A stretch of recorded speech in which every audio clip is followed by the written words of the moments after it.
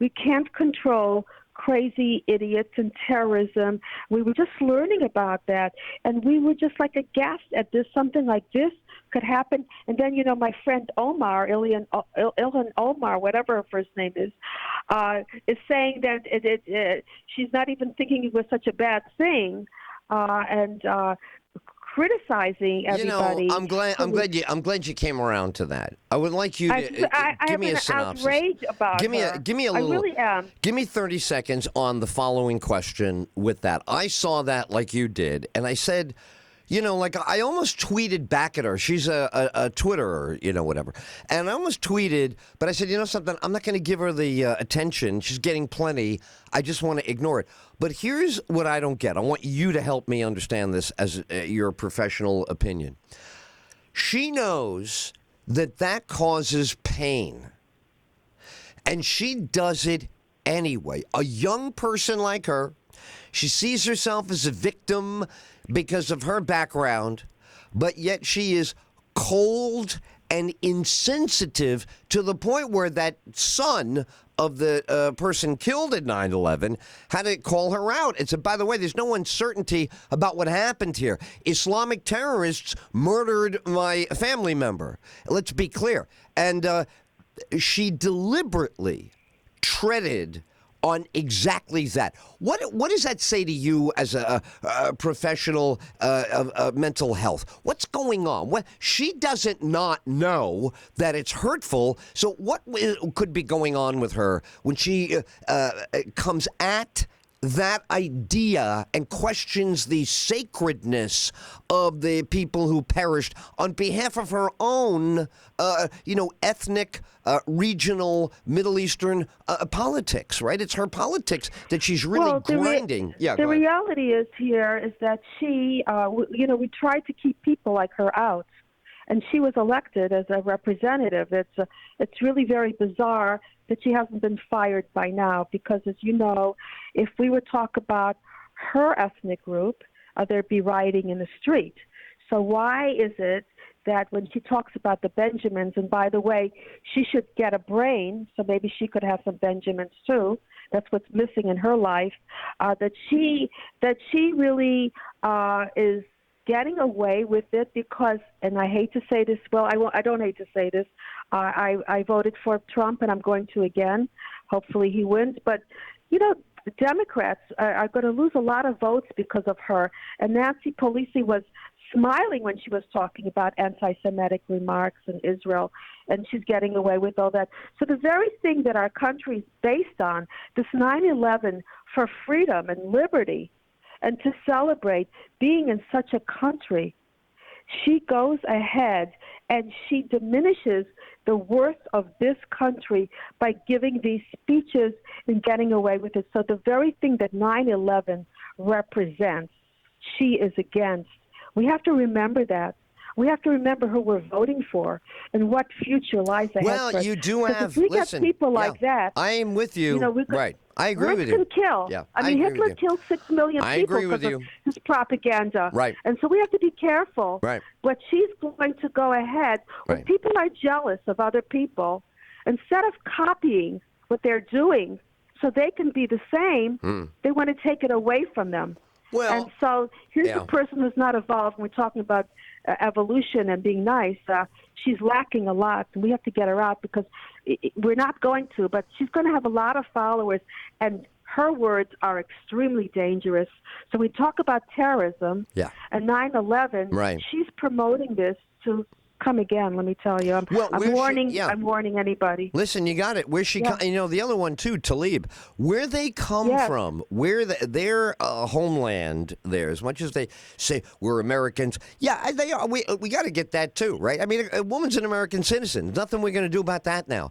We have a lot of American citizens, Michael Moore, we got a lot of big pains in the neck out there that are bona fide American citizens, and she is. So I want to be clear about that. But that doesn't mean she shouldn't be seen for what she is. She's vindictive. She's malicious. And I believe this is what I was going at with you. There is a syndrome there.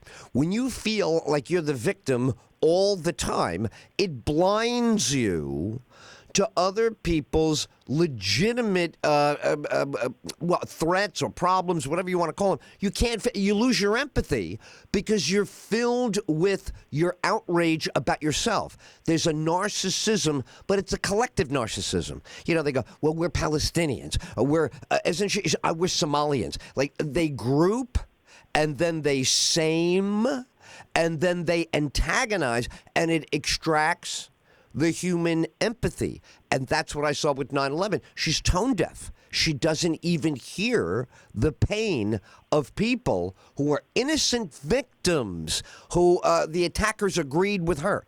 Her and the attackers agree on a lot. And that's a very odious thing. Exactly. Isn't that scary? Isn't that scary who we have in office? Well, here's the thing. When I was a kid, they said we had. Just told me. When I was a kid, you might have heard this too. They said, well, there's an American Communist Party. I go, how is that possible? That's the Russians, right? Like Brezhnev and what? They want to blow us up. We have the missile race. Yeah. But in America, they're allowed to be here. Well, I would say, well, how is that possible? I don't understand. But they're enemies. Well, no, you can have a political belief and sit in your house, and if you don't do anything about your like you could hate the country, hate the president, but if you don't take any action, then that's fine. And I remember saying as a kid, this is not fine. They say, yes, it is. So we've had this for years where if you behave yourself, of course, you could say that you think we what about when they act on it? Well, there you go. Plan. That's what changed. We're talking about all these skinheads, whatever. They do whatever they want to do, and we would look away. At the president, what happens with this killing and driving somebody over in a car? Let me ask you. Let me ask you another one. I got another one for your professional opinion, and you just kind of alluded to it, so I want to grab it. I know the listeners will be interested. Trump goes through national security advisors, all these guys they put up on the screen that either he fires them or they can't live with him. Now, I love this because, again, it breaks the rules. The rules were you come, you stay, it's the way it is. And I like that every time he's upset with somebody, they're out. Every time they cross him, they're out. Isn't that wonderful? What does it tell you? What kind of personality does what Trump does versus, say, what the past presidents do? Maybe they have a very little turnover.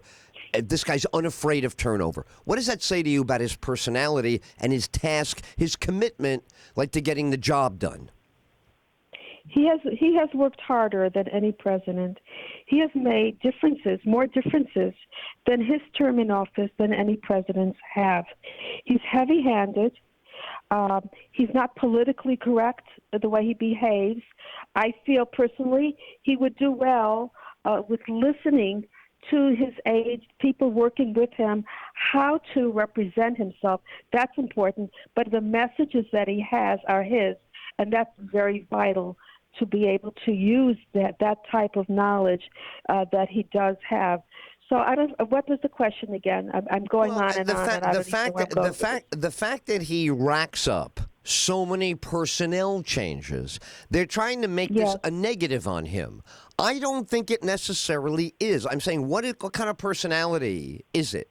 I'm going to say something. Yeah. I don't know how many people how many listeners do you have? At this moment, a couple of thousand, maybe 15, 20,000. Go ahead. All right. So I got rid of my daughter-in-law. I mean, my son is married to her. She's probably not going to hear this. But, I think it's very, very liberating and very important trickling down to an individual or up to the president or whatever that is, that you can get rid of people who are toxic. It's a wonderful message. There is no rule that you have to stay stagnant in life. Period. You move on. You grow. And I think that's it, right? Like he's from growing. He's under. Yes, you have to move He's under the gun. He's under the gun with time. Yes. You only get 4 years. And really, next year is going to be Looney Tunes. Nothing will happen next year. Nothing get passed, done, anything. It's going to be all arguing all year.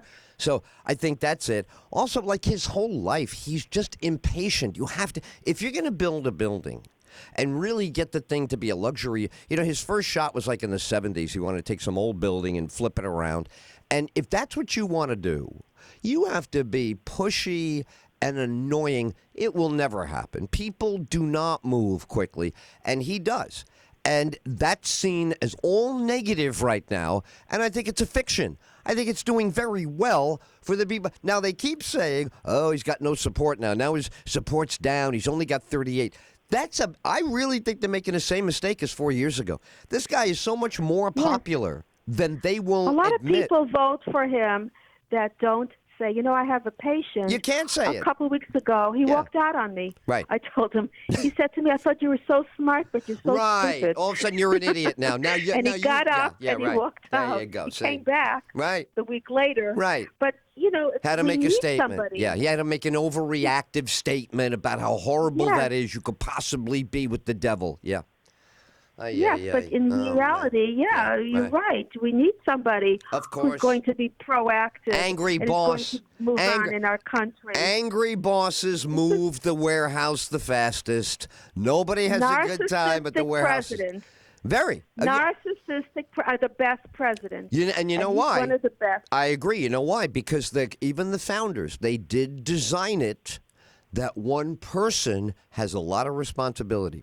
So if you are really going to make these decisions and live with them, you better be an egomaniac. Because if you're a self-doubter and you question, the other day they asked him. You hear they said they asked him straight away about China. They go, so do you second guess yourself? He goes, yeah, all the time. Next question. Boom. That's it. Yeah. So what? What if I do? I'm not going to tell you about it. When you're going to have a discussion with you and the enemy that of course, he is the way.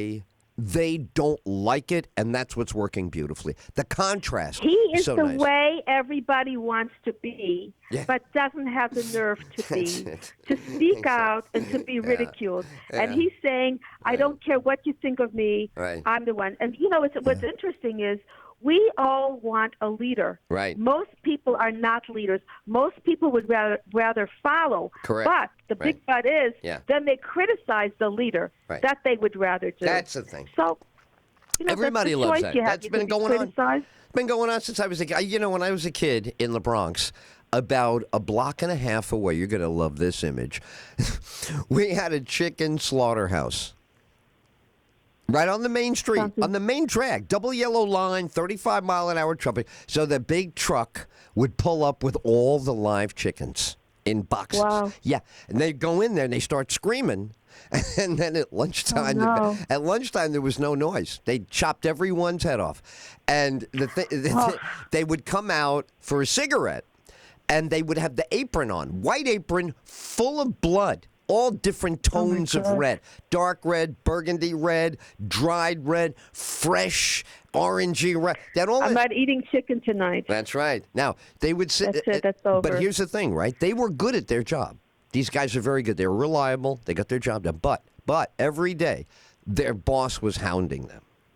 That's why that chicken slaughterhouse ran well. When the break time was over... Within 30 seconds, the boss is on, all right, let's go. Break's over, let's go. It wasn't like, okay, you guys want to come back to work now? No. It was, let's go. Break over. And no, they never, ever said a word, but that thing ran like a clock. Now, it wasn't good for the chickens that it ran this well, but it certainly was, you know what I mean, for the people buying. Yeah, sure. They were great. So this is what I learned as a kid. You're not going to get, hey, good morning, buddy. How's it going? You want to go to the Google break room and get a back rub before the meeting? And how's your cat? How's your toenails? Fungus? Did you take your pill? Did you tweeze your eyebrow? Enough. We're talking about silliness for 20 years. So that's what I feel he's doing for the country. He's in there like the angry boss, shoving he fired Bolton the other day. Beautiful. The guy says, why did he hire him? Because he used him for a year and a half. He used him to beat up the Iranians, to do it, and now he's done with them. Now we put in another quarterback. Now we put in another outfielder. Now we put in another pitcher. Baseball does that, right? They keep changing that pitcher to get them to the end of the game, right? Whatever they have to do to just win that game. You ever see a baseball game where they keep changing the pitcher? I'm still thinking about the chickens. I don't know why. I know. Well, when the chickens... I'm stuck on those chickens, but you know what I'm thinking about? It's true. The chickens do have like structure. Yes. They do. Even the people that are being pushed around by the boss, They like it when someone's telling them, okay, now Well, it's time. it is They good. have more interest in their Yes. work. You know if what? someone takes an You said interest it. You're in what so it is you're smart. doing. So Trump is doing the same thing. And you know what bringing else is nice? structure to our country. It is Yeah. nice to know that when you're on break, you got that crabby boss watching the clock. You don't have to. Don't we have to go? Yeah, he'll come and yell for us in a second. We're in this together. It isn't like he leaves for the day and doesn't know if you do your job. He can tell his boss, oh, they're working. I just brought them back in from break. They're all at their positions. They're working, and right. those chicken heads are flying into the bucket. People like to know that somebody's interested in what they're doing. I remember once I went to a travel agency, and they were doing horrible things because the boss wasn't around. Yeah. Everybody needs this type of head-on supervision, recognition, and day-to-day structure. Let me ask you that something, for right? our country. These guys on the field, whether it's NBA, baseball, whatever it is, these are the best athletes in the world. But the coach is 20 feet away, yelling at the sideline. They're not told, go in there and do it. Here's the playbook. I'll see you later. The coach is there every 2 seconds going, over here, over there. Watch. That's coaching, right? That's the real thing. Yeah, exactly. That's the real thing. It pumps up your adrenaline. Yes. You feel this rush. Yes. This risk-taking that you're doing that you wouldn't do otherwise. Yes. It's like, when you go to the gym with other people, you feel you have to keep up the pace. So Donald Trump is our coach. He's keeping up the pace. Yes. Every day he's doing something with China, with whoever. He's befriending our enemies. Very clever guy. And the best thing about him, he doesn't care what anyone thinks of him. That's the best part. part. That's what I really love about him. That's what makes him authentically to go. That's what makes him. He's not trying to win anyone over. He's an authentic. Obama was the opposite. Obama wanted to be Mr. Charmer and really disappointed all of us. Well, he was trying horrible. He was trying to spin the Clinton thing again. It was one more time, Mr. Smooth, in and out, tell you as little as possible. That's the other good thing about Trump. When you work for a guy who's always talking in the warehouse, then you know what the hell is going on with him. When he's never around, I'll tell you a quick example of what I'm talking about. I was at a great radio station. I love these people to death. And the guy who was in charge at corporate hardly ever came around. So first time they had a problem, the guy at corporate has to respond. He avoids it and doesn't address it. They're stuck with the problem. He comes up with nothing. Second time he visits, they're being sold. The third time he visits, he's got a new job himself and has abandoned ship. Do you know how heartbreaking that is that people work in the field, kill themselves for you, negative, and split? Well, today, the last one of them got let go. Everybody lost their job off this jerkhead, and they had such a beautiful thing, but he had no idea. He had no idea, and he threw it away on them, and then he bailed on them, and the last one hit the ground today. Young fellow, dedicated fellow, came all the way across the country to get the boot, and this jerk is already with a new company collecting a new salary. He could care less about the damage he left in his wake. Well, I can only feel sorry for someone like that because he himself must be miserable. If you don't have an appreciation for what's around you or an understanding of what it is to push and to do better and to work harder and just to cop out that way, I don't think that he's going to do well wherever he goes because you bring what you have with you. I agree. He's going Listen, to bring I agree. that kind of philosophy. I agree, but it really is hard to see people lose their gig, have to change their address, and start all over again because somebody is such a jerk, The ramifications, ramifications are tough. Well, all right. So anyway, I just wanted to get your thought on that. Thank you. What else did you want to bring up today? Because, we got a big debate tonight. There's a debate tonight. Yes. Also, it's at 8:15, yeah. Yes, and we have a reporter who is there in Houston who's going to be giving us what's going on in the hallway kind of thing. So it's very exciting for us. They eliminated from 20 candidates down to 10 tonight. Well, we know who's going to end up. I mean, we know who the front runners are already. Well, who is? It's Yeah, Biden. tell me what you think. Who's going to win? It's Biden, it's Harris, and it's Elizabeth Warren. Those three. That's the one. You think, isn't she, in your opinion, most like the timing? Yes, she's the one. So. I think she's the one. Now, I think Trump's going to eat her alive. I think Trump's going to really, have a field day on her. But with any of them, he would. With any of them. He would have that field day. Well, see, here's the thing. I wonder, if I were them right now, that's what I'm going into tonight. Tonight, I'm going to role play the opposite team. I like to do that, What would I do if I were the Democrats right now? This is a magic moment. Like, down to 10, you should be able to find the best one of the 10. Not that you're automatically going to win, but who's best suited to go up against the Zen Master. He's the Zen Master. I mean, he declared he was going to win. He shoved 16 people out of the way. He got in. He had a bad midterm for the party, which is good. He gets a chance to look good now. He's on offense. I think it's terrific. But if you were the Democrats, would Warren be your best bet? I think she has the most to offer as far as being more versatile than Sanders, who has more socialistic points of view. Biden is already out because he just keeps floundering with everything he says. Yeah. And he wouldn't make it at all with Trump. He would look very weak and vulnerable. He would, and Trump would exploit it beautifully because Trump likes. That's what he likes. He likes that kind of superficial. Like, so what day is it, Joe? Every time he walked up to the mic, I'm sure he would say, "So quick, what time is it? Quick, what day is it?" Something like that. Who's the president? Right? Isn't that the one they ask you when you have a stroke? Who's the president? They ask you that. Bring it up. Yeah. He would really identify his weaknesses right away. Yeah, they're and horrible. He would play it out all the time. Well, the lefties are, I think they want Kamala because you can have the woman. See, Warren comes off as the gal from the city council, from the school board, now the Senate. She's that woman. She's always on elected boards. She's always got a little microphone in the room in the semicircle. She always has a little plaque under her, and she's always saying, you. So she looks like that. I think if you're going to have that, the lefties would rather have the Kamala Harris version because she does that also. She looks like the DMV lady that is never going to give you your license today. No way. Not accepting that document. It's not notarized. How do I know?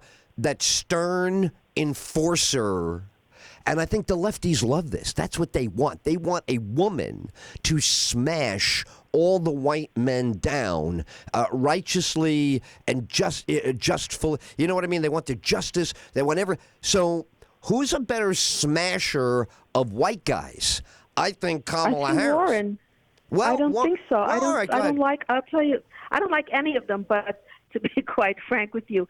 But with her, she says things that aren't really that authentic, that if you research what she has said, right, it is not as credible. Right. When she said that little girl was me, it really wasn't her.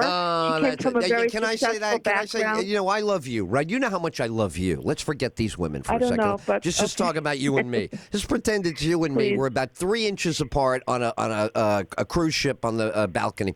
And I say to you, look, tell me the truth here. This is wrong, what they're doing, isn't it? They're not doing this for you. You're a woman. Are they doing this for you? Do you need them to do this for you as a woman? A man to woman. I'm asking you as a person. Do you need a woman to get in there and do anything for you to avenge your womanness?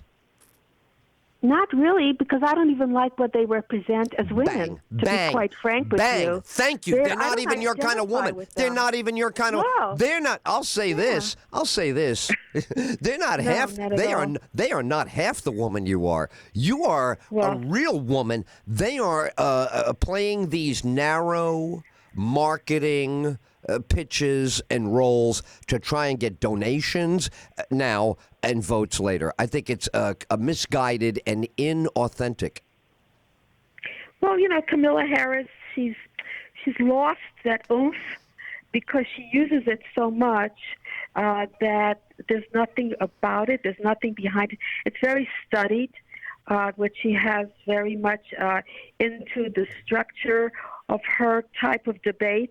So it's getting boring already. It's getting old already, and she's not going to make it. I know it's interesting you're saying that you're having someone there that's going to be there before the debate. And some of the most interesting things happened because Biden said to Harris, please be kind and gentle. Did you hear that on the mic?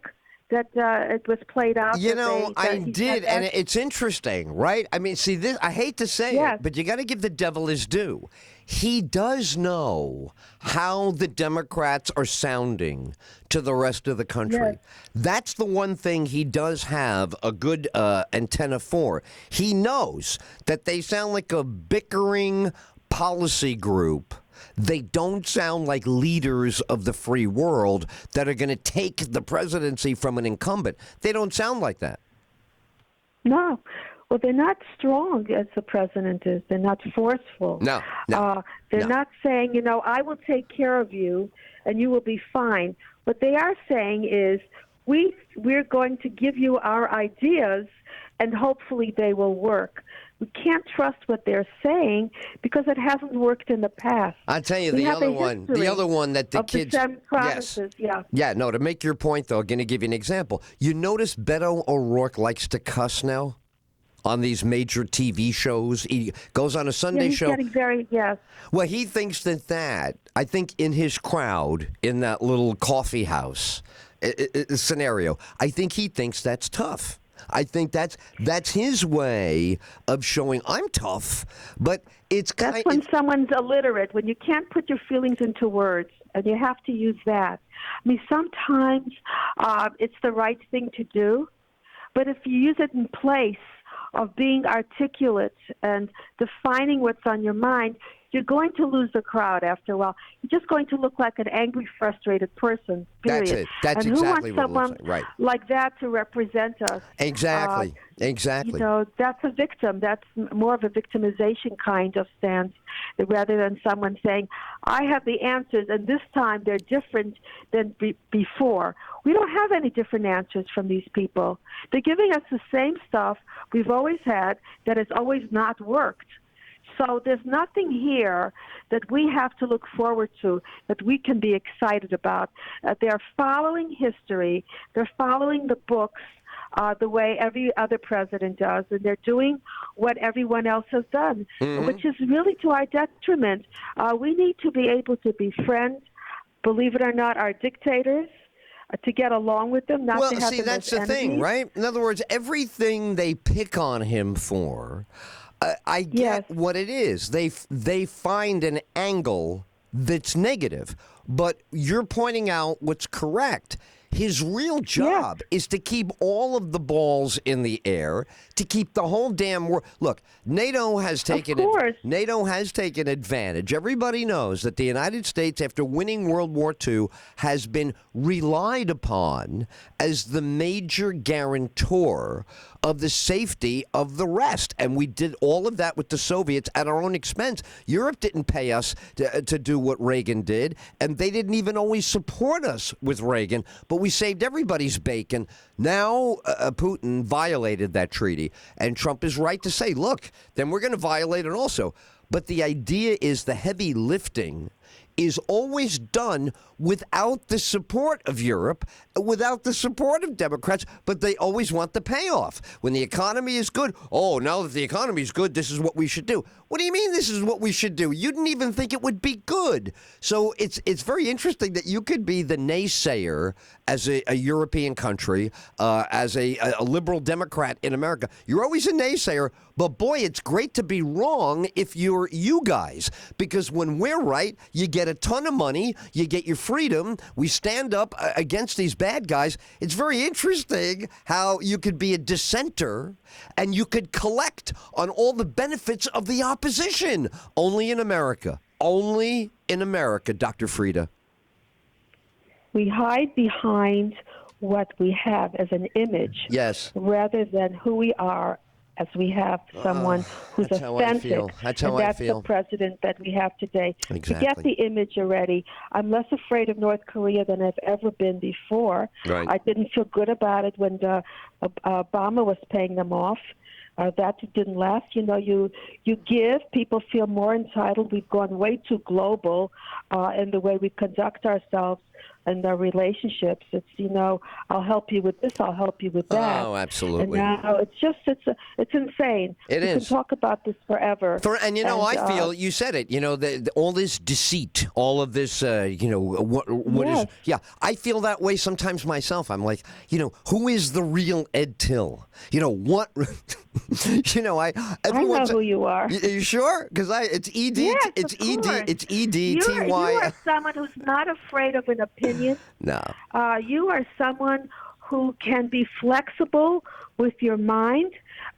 You're not determined to be in one place all the time. That's what's fun about you.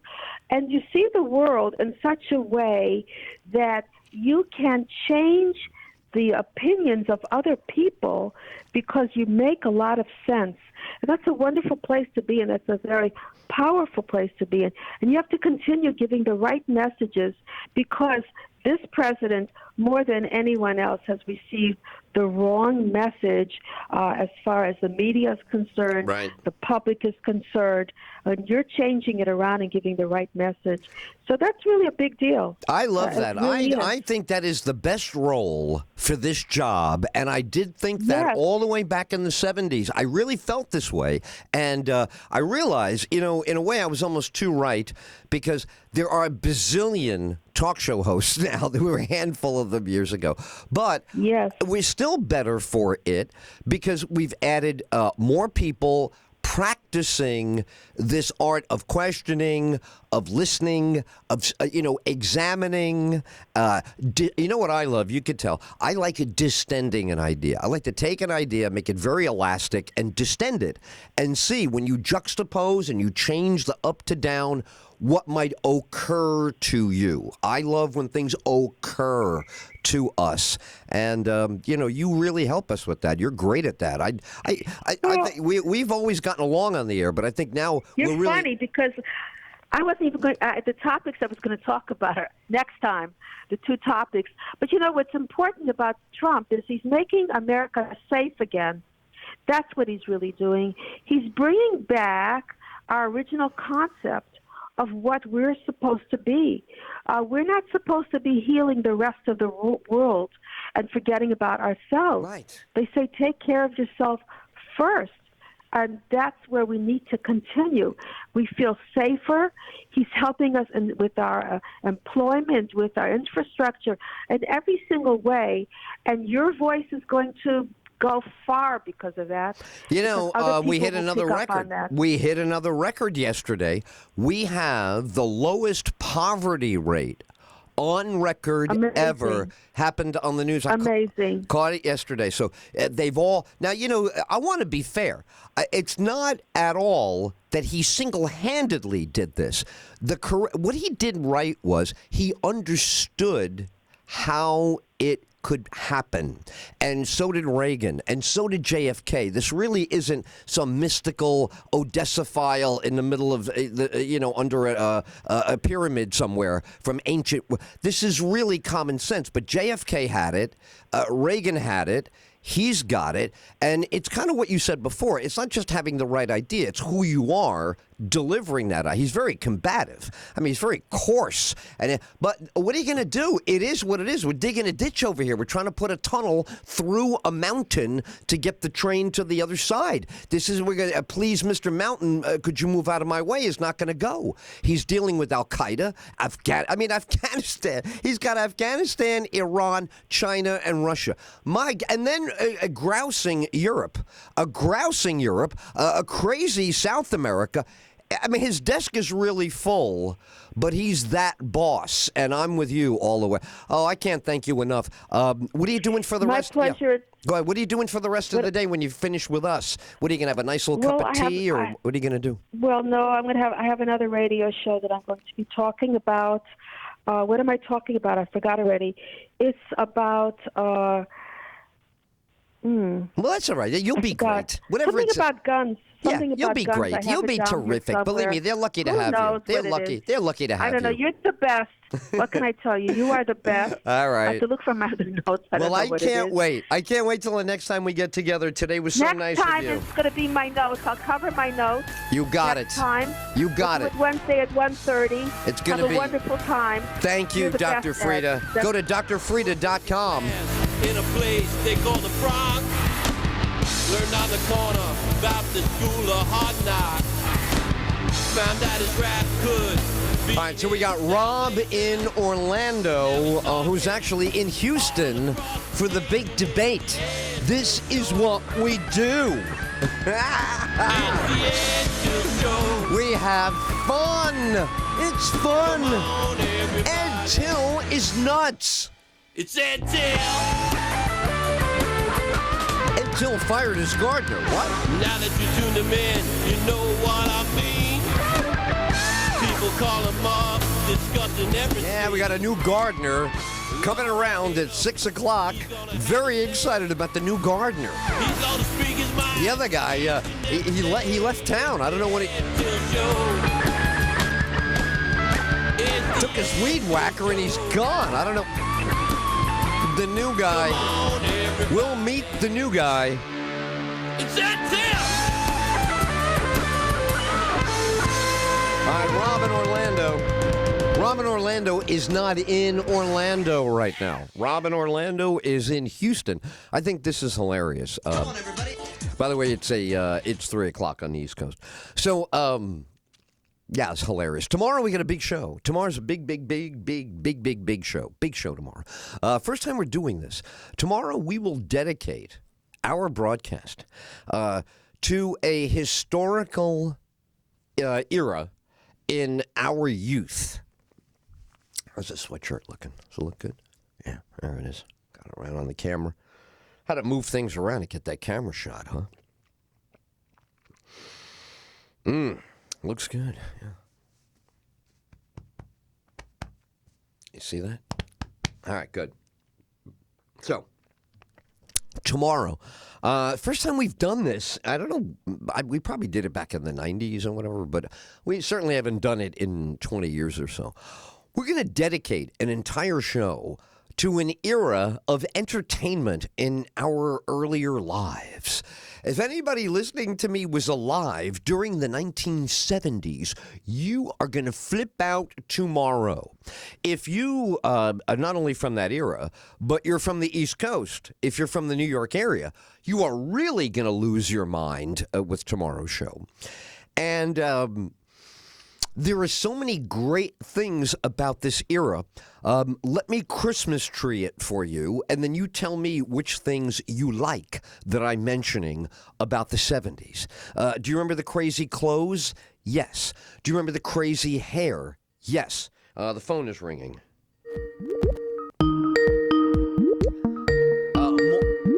More on tomorrow's show. Let me grab this call. So tomorrow, you're not going to want to miss any of that. Big show tomorrow. Let me see who this is. Is this Tom in Milford? No, this is Richard Hoke. Oh, it is Richard. Bless you.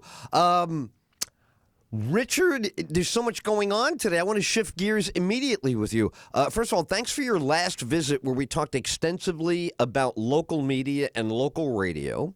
For those hearing your voice for the first time, you and I met when you were hosting at Delaware 1059, fill-in, vacations, that kind of thing.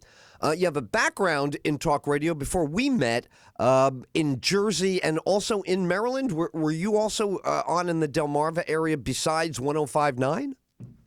Well, yeah, as I was building our home here in Millsboro, I worked for the station across town. There you go. And, I thought so. yeah, that's how I got used to what was going on in Delmarva. But no, I was a retail jeweler up to 2009, and I left. and went into talk radio at that point. So that's first when things I first. started. In You got it. 2009. And thank you for making time for us today. First things first. What was your 9/11 day? Before the attack, during the attack, what was happening with you in your regular personal, your business life, your jewelry life, that day before the attack? I dropped my kids off at school as I usually did, and I had 3 stores at the time. I was driving to one store, and I actually I was listening to WABC out of New York, at 77 WABC, and I was in southern New Jersey, so it was kind of a stretch, but AM signals are awesome, and that's the way it worked. Plus, that's a monster station. So it was ironic that I'm sitting there listening to a New York station in southern New Jersey. I could have gotten Philly or all the rest of them, but no, it was, for some reason, it was 677 WABC. So I'm listening, and I hear this start to happen, and I'm like, oh, my God. I'm about 10 minutes away from my first store. So I go over to the store, and I turn on the TV, and I'm just in awe. The tears are coming. Everybody's kind of trying to put everything together, understand what was happening. And once I did understand what was happening, I started calling all of my managers in the other stores, and I said, we're not opening the stores today. Go home, get your kids, hug your kids, stay with your families. We'll talk later. And that's exactly what I did. I shut everything down, and I went back home, and we got our kids out of school, and we just basically huddled there and just watched what was going on. And we were in awe. We couldn't believe it. The day itself, I was mentioning yesterday, right? As that day wore on, I remember that feeling. I was at 57th Street and Lexington Avenue, so I could physically see what was going on, but I wasn't on top of it. I was, 1/3 of Manhattan Island away. But I do remember, I don't know what time it might have been, maybe 11:30. I don't think it was noon yet. The news was saying there are no more planes unaccounted for, and that was all they could say. And I remember feeling, oh man, I wonder, is another wave coming? Like, is this going to happen again today? And then I remember feeling as I was walking on Manhattan Island, holy cow, we do stand on the globe here, jutting out from this, we are sitting ducks. And now, of course, nothing further happened. But I remember that it must have been what the British felt like when the Germans were bombing them. Oh, my God, are they going to hit my street? Are they going to hit my building? And I remember having that feeling, not long, but for sure I had it that day. Why wouldn't they continue? They've been so successful. Well, it was just the idea that, number one, it started, and then the second plane hit. And then all of a sudden we got the information that the Pentagon was hit. And then we're sitting there thinking, oh, my God, what's next? And then we didn't know about Flight 93 for a little while. Right. And then they started grounding all the aircraft. And, of course, that was the reports where all the airports were shutting down. Everything was – so we really were in a state of emergency like we've never experienced. We were never trained for. Right. And it happened so quickly. And we relied on all the resources we could, whether it was television, radio, the voices, and and guys like you were on the air, getting information and trying to give everybody the information that was coming through. Must have been a fascinating thing. I didn't realize you were on the air when that was happening, but it must have been an amazing responsibility for you to try to carry that. It's a first time in my career. It was John Lennon got assassinated when I was alone in the building, and I was a kid. I was like, oh, and the phones went insane because Howard Cosell announced it in the football game. So that was it. Everybody just went insane. So 9/11 was that times 1,000. Then it was like, oh, my God, this is the world. This is the whole enchilada. Is it going to be L.A. in 20 minutes, Chicago in 20 minutes, then it's Dallas? I mean, are we going all, what are we doing? That has to go through you. And then the good news about the media is, right, the media will walk you through it. The media will present you. The public is asking this. We don't have a stat on that. How many, you start out with the very basics. How many planes? What airlines were they? And that's what reporters, I was a reporter early in life. So to me, being a news reporter is like going to school and taking an important class. You have to go slow. You got to get it right. Can't blurt out whatever you think. You can't start cutting up. You got to pay attention, and you got to answer the questions correctly. You got to spell it right. You have to pronounce it right. There's a lot to do when you go into reporting mode. So that's what, for me, the experience was. Just stay on the balance beam. 1 foot, like, don't look around. Don't try to figure it out. You can't. It's horrible. Just keep looking at your feet. Put your foot down. Here we go. And that's it. And then after a while, you say, all right, I've been doing this for like 3 hours now. I guess this is. And then the situation changed when Bush finally got in front of a camera. But I will tell you, that was the longest day until he got in front of the camera. I mean, he wasn't my favorite president, but you got to get out there. I don't care who you are. You got to get out. So that was, on the journalism side, always on your mind, and you can't really start ragging on it or mentioning it, but you are going, come on. And then when that happened, you say, all right, now the country can start to feel like the event is ending, we go to the next, and then, the next day it was the real reality. When you woke up on the 12th and the thing is still smoldering and it stinks to high heaven and you're like, oh my God. Then it's the reality that we know now. But the reality of the attack happening is very unique. It's not in a category. The since then is a total category. It's a Vietnam, it's a JFK assassination category. It's a very sad, bad tunnel. You know what I mean? You feel me on this? Oh yeah, and the fact that they put the airplane up, put the president in an airplane and he's flying all around. They reported that, and we're like, really? And where's he going to land? I'm just going to say, how are you supposed to feel good about that? They go, well, they haven't decided. What does that mean? I guess the military guys will say, shush. They shouldn't have said anything to you. They had to say something. They should say nothing. This is what they do. But on the other side, you're like, but their job is to make sure that we're on board. The captain, we're on the ship that they're captaining. It's not just their internal mechanisms. What are you saying to us about that? So that was, when he finally went to Barksdale or back to wherever they finally put him that day, I was like, at least they're saying something. But it was very uncomforting for the country to not be able to say, we now go to the president. Hours and hours and hours. Yep. Yeah, and then of course when the different stages where the second plane hit, and then of course the building fell, and then the second building fell, and you start to get the leverage of how many people were there in rescue mode and were killed, and you started finding out that people were jumping out of the windows. Oh my God, that was the one when the Billy Joel song is playing. I love you just the way you are in that courtyard, and then boom, and then boom. And then in the middle of that song, I love you, but it was even as it was happening, happens in the news all the time for me. I've covered for 3-4 decades.